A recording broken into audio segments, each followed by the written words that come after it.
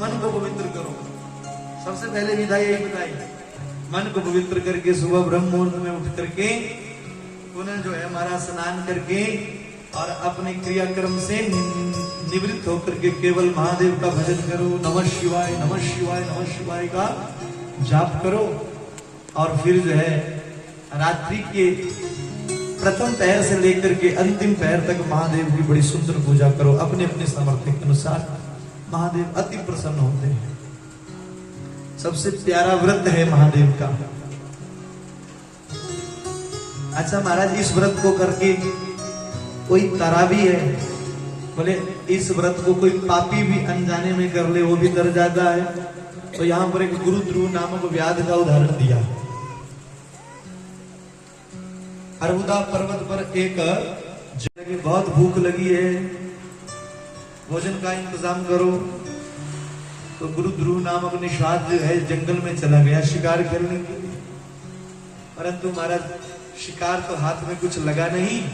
भटकते भटकते एक ऐसे क्षेत्र में आया जहां पर एक बड़ा सुंदर तालाब था और तालाब के तट पर शिवलिंग भी था और उस शिवलिंग के ऊपर बिल्व वृक्ष था। बिल्व वृक्ष।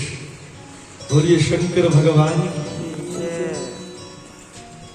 अब व्याध ने अपने कंधे पर पानी की बोतल भी रखी होगी, जल का पात्र भी धर के रखा होगा।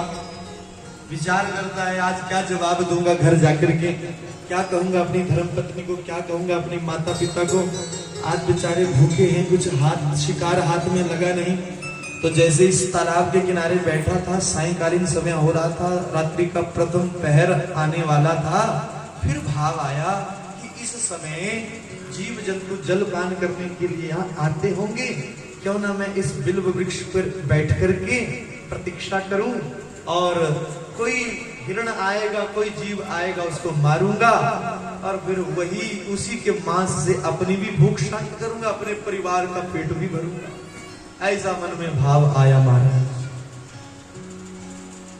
और ये गुरु ध्रुव नामक निषाद भील जो है उस वृक्ष पर चढ़ गए और बैठ गया प्रतीक्षा करने में। थोड़ा समय हुआ महाराज, सच में वहां पर एक हिरणी जलपान करने के लिए आई। जैसे जलपान करने के लिए आई, हिरणी ने जलपान किया और जैसे मुड़ने लगी तो गुरु ध्रुव ने उस निषाद ने अपने तरकस से बाण निकाला और महाराज धनुष पर संधान जैसे करने लगा तो क्या हुआ, बिल्व का वृक्ष हिला और कुछ पत्ते गिर करके जो है वो शिवलिंग पर पड़े। और फिर जो पीठ पर पानी रखा था ना, थोड़ा सा जल रखा होगा, तो जल की 2-4 बूंदे टपकी और वो शंकर जी के ऊपर चढ़ गई। बोलिए शंकर भगवान। और इस व्याध की शिवरात्रि की प्रथम पहर की पूजा हो गई अनजाने में। परंतु ये तो केवल शिकार करना जानता था, इसे पता नहीं था कि आज शिवरात्रि का त्योहार है, आज महाशिवरात्रि है। अनजाने में ही इतना सा कर्म बना। बंधुओं, वर्णन मिलता है कि 25% पाप इस गुरु ध्रुव के उस एक पैर की पूजा करने से, अनजाने में पूजा करने से कट गए। थोड़ा विचार करने की शक्ति आ गई मन में, विवेक जागृत हो गया। जैसे ही वो बिल्व पत्र शिवलिंग पर गिरे, जल शिवलिंग पर गिरा, उतने में वो मुर्गी छटपटाई, देखने लगी ये कौन है। पूछा, हे व्याध तुम क्या करना चाहते हो, क्या मनसा है आपकी? बोलो शंकर भगवान की। व्याध बोलता है, देवी आज मैं तुम्हें मार करके तेरा वध करके तुझे यहाँ से ले जाना चाहता हूँ और अपने परिवार का पेट भरना चाहता हूँ। मृगी बोली, महाराज मेरा ये शरीर तेरे पेट की भूख शांत कर दे तो इससे बढ़कर के सौभाग्य और क्या होगा।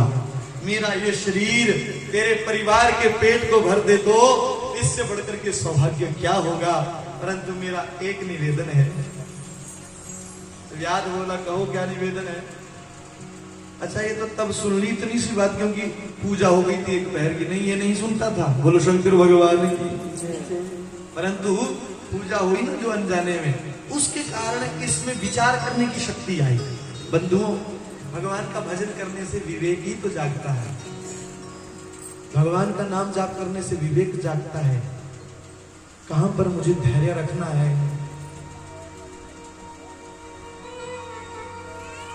क्रोध भी अच्छा है, पर क्रोध में धैर्य हो। बोलो शंकर भगवान की। मैं आपसे निवेदन करूंगा, जब उद्धव ज्ञान का अभिमान लेकर के ब्रजमंडल में गया बंधुओं, गोपियों में उद्धव ने क्रोध देखा। क्रोध था कृष्ण के प्रति, आवेश था। तो भगवान से जब उद्धव वापस आकर के मिले तो उद्धव से पूछा था, उद्धव क्या क्या देखा तूने ब्रजमंडल में? तो जानते उद्धव क्या बोला? प्रभु अद्भुत संसार है वृंदावन में। बोले ऐसा क्या है वहां पर? बोले वहां संसार तो है, पर उस संसार में माया नहीं है। बोलो शंकर भगवान की।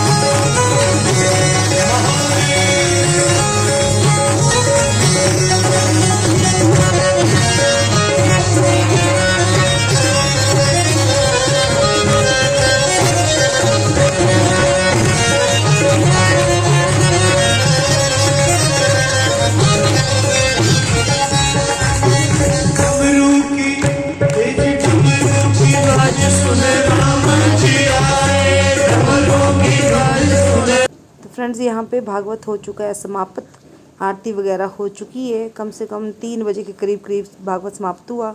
उसके बाद फिर अभी खाना खाने के लिए बैठ चुके हैं। भंडारे का आयोजन शुरू हो चुका है। तो यहाँ पे देखिए किस प्रकार से लोग ज़मीन पे बैठ के खाना खा रहे हैं, और यहाँ पे हम भी बैठ चुके हैं खाना खाने के लिए। और देखते हैं कि कितने टाइम में विदाई होगी, तो हम वेट करेंगे और हम भी विदाई समारोह में उपस्थित होंगे। तो यहाँ पे व्यास जी देखिए जो शिव पुराण है उसको जो इनके जजमान उनके सर पे रखते हुए, और ये अभी साथ साथ में टेंट भी निकाल रहे थे। हो सकता है कि इन्होंने कहीं जाना हो तो साथ में टेंट वगैरह भी सारा निकाल रहे थे साथ साथ में, क्योंकि अपनी अपनी प्लानिंग होती है हर एक बंदे की। उस प्रकार से चल पड़ी व्यास जी की शिव पुराण की विदाई में उपस्थित हो रहे हैं हम भी। और चलिए चलते हैं।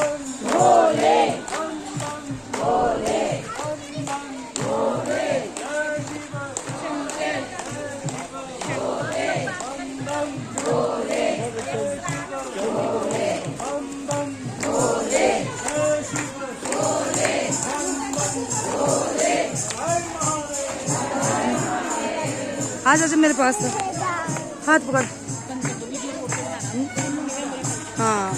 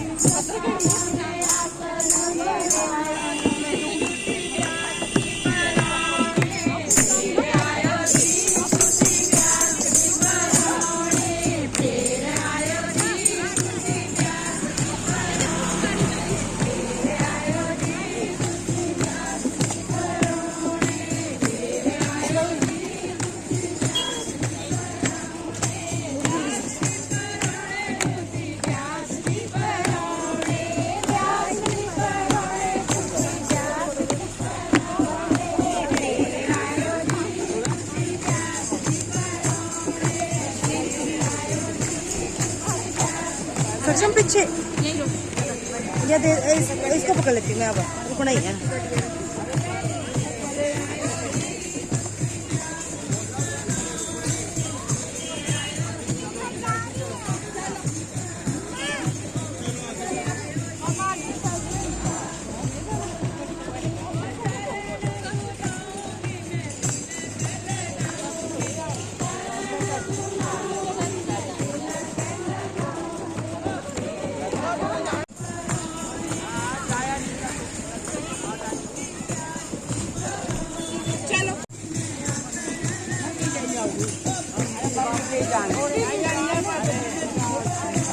जी जाइए ना।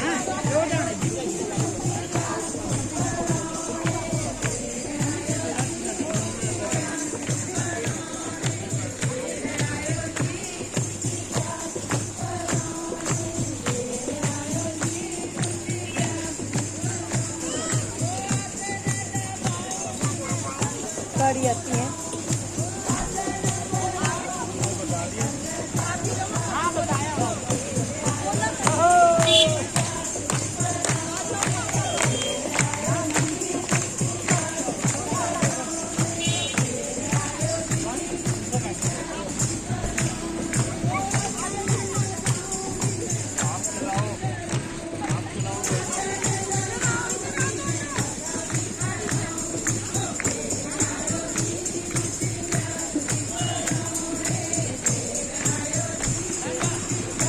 साइड खड़े कार की साइड रास्ते चले होगा ना।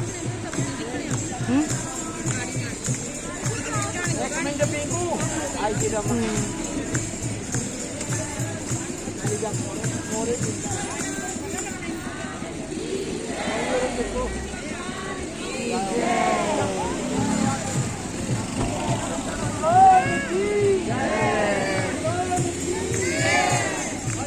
रास्ते चले होगा ना, इधर निकलेंगे।